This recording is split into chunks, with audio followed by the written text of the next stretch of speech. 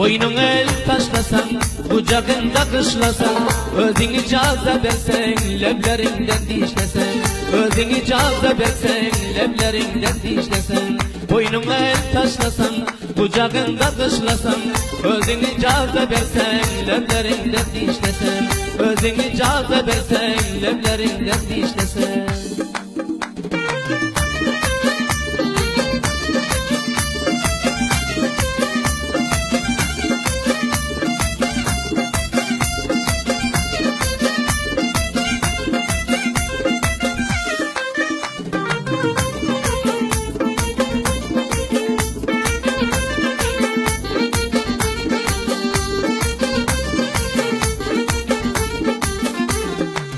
Nad edersen tavlanıp açan sülbül saçların var. Göllerin cellat senin iki kalan kaşların var.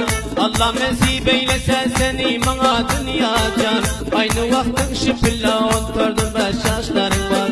Aynı vaktin şipilla oturdun beş yaşların var.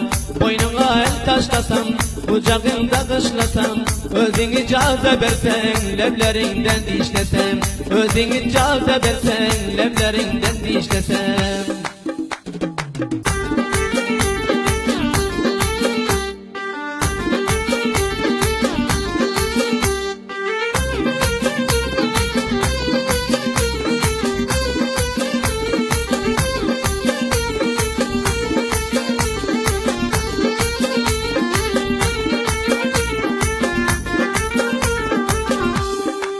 Burguletin ağahan kaptanımda gülüp durdun.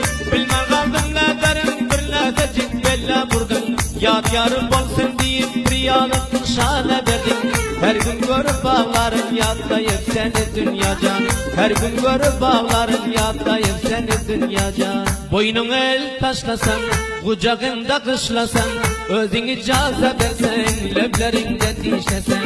Özünü caza versen, leblerinden dişlesen.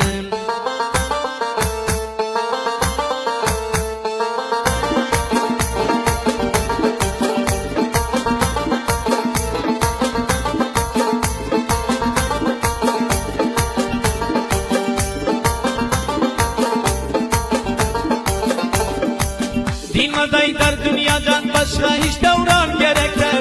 Arzuyum bir sen özüm ol tahtı sultan gerekler. Yanımda sen olmasan bana şirin can gerekler. Şirin canımdan aziz süydüm seni dünyacan. Şirin canımdan aziz süydüm seni dünyacan. Boynuna el taşlasan, kucağında kışlasan, özünü caza versen, leblerinden dişlesen. Özünü caza versen, leblerinden dişlesen.